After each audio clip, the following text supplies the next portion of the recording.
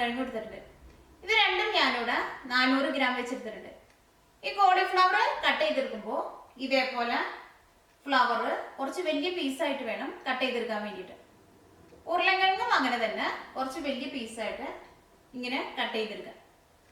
ഇനി ആലുഗോബി ഉണ്ടാക്കാൻ വേണ്ടിയിട്ട് ഏറ്റവും ആദ്യം നല്ല തിളച്ച വെള്ളത്തിലേക്ക് ഉരുളൻകിഴങ്ങും കോളിഫ്ലവറും ഇതിലേക്ക് ആവശ്യത്തിന് ഉപ്പും കുറച്ച് മഞ്ഞൾപ്പൊടി കൂടിയും ചേർത്തിട്ട് ഇത് രണ്ടും കൂടിയിട്ട് പകുതി ഒന്ന് വേവിച്ചെടുക്കും. പകുതി വെന്ത് കഴിയുമ്പോൾ ഇതിൽ നിന്ന് വെള്ളം ഊറ്റി കളയും.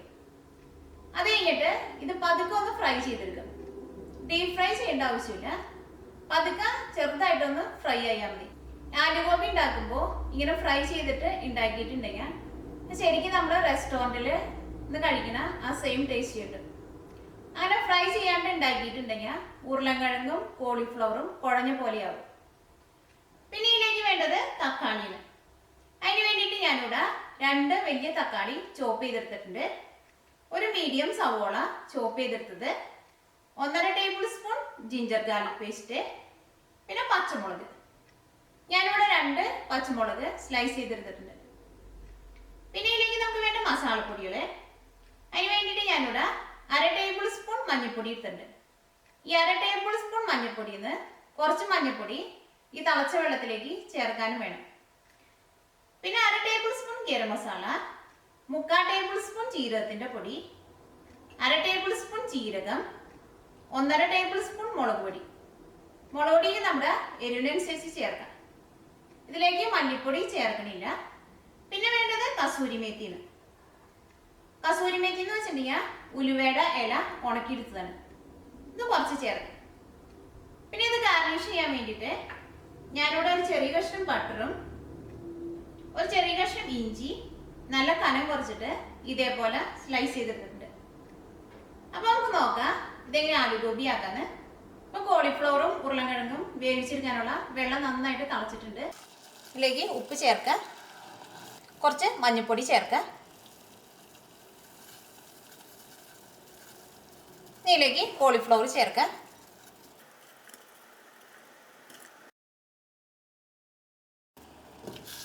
ഇതിലേക്ക് ഉരുളൻകിഴങ്ങ് ചേർക്കാം.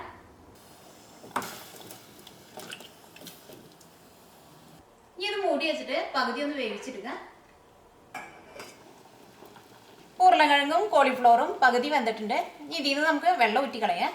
ഇനി വേവിച്ചെടുത്തേക്കണ ഉരുളൻകിഴങ്ങും കോളിഫ്ലവറും കൂടിയിട്ട് പതുക്കെ ഒന്ന് ഫ്രൈ ചെയ്തെടുക്കാം.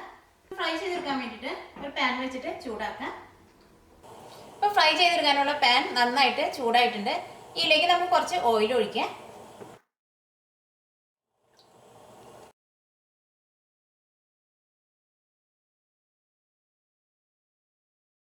ഫ്രൈ ചെയ്തെടുക്കുമ്പോൾ ഇത് അധികം എണ്ണയൊന്നും കുടിക്കില്ല. ഉരുളൻകിഴങ്ങും കോളിഫ്ലവറും ആദ്യത്തെ ഒരു ലെയർ പതുക്കെ ഒന്ന് ഫ്രൈ ആയിട്ടുണ്ട്. ഇതെടുത്ത് നമുക്ക് എണ്ണയിൽ നിന്ന് മാറ്റാം.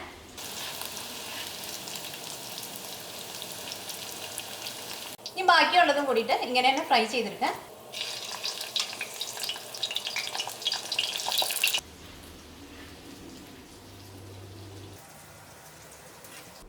ഉരുളൻകിഴങ്ങും കോളിഫ്ലവറും ഫ്രൈ ചെയ്തിട്ടുണ്ട്. ഇതിലേക്കുള്ള മസാല ഉണ്ടാക്കാം. അതിന് വേണ്ടിയിട്ട് നമുക്ക് ഈ വറുത്തെടുത്ത സെയിം ഓയിൽ തന്നെ ഉണ്ടാക്കാം. ഓയിൽ കൂടുതലുണ്ടെങ്കിൽ മാറ്റി വയ്ക്കാം.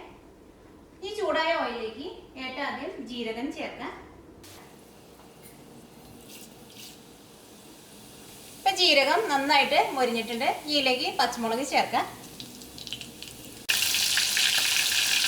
ഇതിലേക്ക് ചോപ്പ് ചെയ്ത് വെച്ചേക്കുന്ന സവോള ചേർക്കാം. ഇപ്പം സവോളയൊക്കെ വഴന്നിട്ടുണ്ട്. ആ ജിഞ്ചർ ഗാർലിക് പേസ്റ്റിന്റെ പച്ചക്കുത്തും പോയിട്ടുണ്ട്. ആ ജിഞ്ചർ ഗാർലിക് പേസ്റ്റിന്റെ പച്ചക്കുത്ത് ശരിക്കും മാറണം. ഇതിലേക്ക് നമുക്ക് മഞ്ഞൾപ്പൊടി ചേർക്കാം.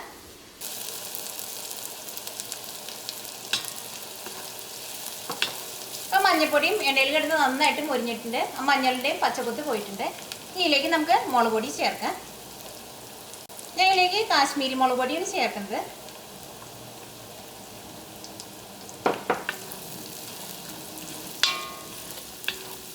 മുളക് പൊടിയും എണ്ണയിൽ കിടന്ന് നന്നായിട്ട് മൊരിഞ്ഞിട്ടുണ്ട്.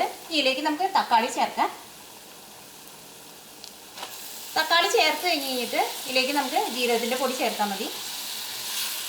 ഈ തക്കാളിയിലേക്ക് ആവശ്യത്തിന് ഉപ്പ് ചേർക്കാം. ഇതിലേക്ക് ജീരകത്തിൻ്റെ പൊടി ചേർക്കാം. ഇതെല്ലാം കൂടിയിട്ട് നന്നായിട്ടൊന്ന് മിക്സ് ചെയ്യുക. ഇതിലേക്ക് നമുക്ക് കുറച്ച് വെള്ളം കൂടിയും ചേർത്തിട്ട് ഇത് മൂടി വെച്ചിട്ട് തക്കാളി നന്നായിട്ട് വേവിക്കാം. ആ തക്കാളി നന്നായിട്ട് വെന്ത് വന്നു കഴിയുമ്പോൾ ചെറുതായിട്ട് ഗ്രേവി വേണം. എന്നാൽ മാത്രമേ ഇതിലേക്ക് നമ്മൾ ആ ഉരുളൻകിഴങ്ങും കോളിഫ്ലവറും ചേർക്കുമ്പോൾ ആ മസാലയിൽ നന്നായിട്ട് ഈ ഉരുളൻകിഴങ്ങുമേയും കോളിഫ്ലവറുമേയും പിടിക്കുള്ളൂ. അതിന് വേണ്ടിയിട്ട് ഇതിലേക്ക് നമുക്ക് കുറച്ച് വെള്ളം ചേർക്കാം.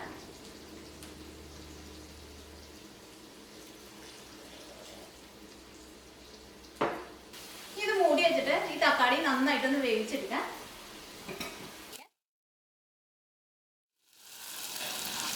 ഇപ്പൊ തക്കാളി നന്നായിട്ട് വെന്തിട്ടുണ്ട്. ഇതിന്റെ എണ്ണയൊക്കെ നന്നായിട്ട് തെളിഞ്ഞു വന്നിട്ടുണ്ട്. ഇതിലേക്ക് നമുക്ക് ഗരം മസാല ചേർക്കാം. ഇതിലേക്ക് 1/2 ടേബിൾ സ്പൂൺ ഗരം മസാലയും ചേർക്കുന്നത്.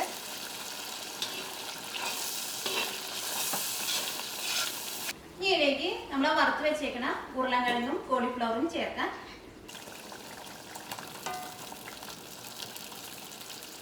ഇതിലേക്ക് കുറച്ച് കസൂരി മേത്തി ചേർക്കാം.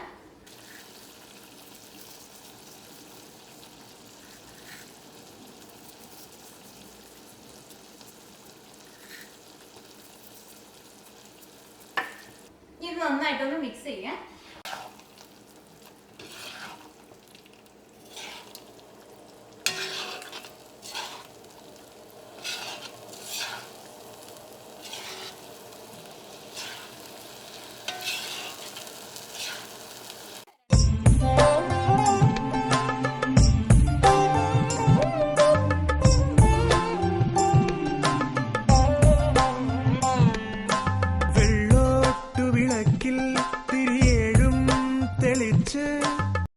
മസാലയിലേക്ക് ഉരുളൻകിഴങ്ങും കോളിഫ്ലവറൊക്കെ നന്നായിട്ട് മിക്സ് ആയിട്ടുണ്ട്.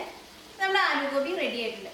ഇനി നമുക്ക് തീ ഓഫ് ചെയ്ത് കഴിഞ്ഞിട്ട് ഇതൊരു സെർവിങ് പ്ലേറ്റിലേക്ക് പകർത്തി കഴിഞ്ഞിട്ട് അതിൻ്റെ മുകളിലേക്ക് ആ സ്ലൈസ് ചെയ്ത് വെച്ചേക്കണ ഇഞ്ചി ഒരു ചെറിയ കഷ്ണം ബട്ടറും കൂടിയും ചേർക്കാം. തീ ഓഫ് ചെയ്യാം. ഇതൊരു സെർവിങ് പ്ലേറ്റിലേക്ക് പകർത്താം.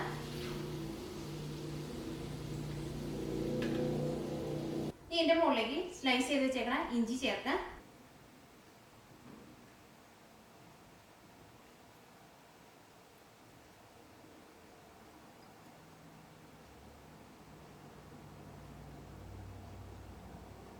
ഇനി ഒരു ചെറിയ കഷ്ണം ബട്ടറും ചേർക്കാം. ഇപ്പം ആലുഗോബി റെഡി ആയിട്ടുണ്ട്. ഈ ചൂട് കൊണ്ട് തന്നെ ഇതിൻ്റെ മുകളിലിട്ടേക്കണ ബട്ടർ മെൽറ്റ് ആയിക്കോളും.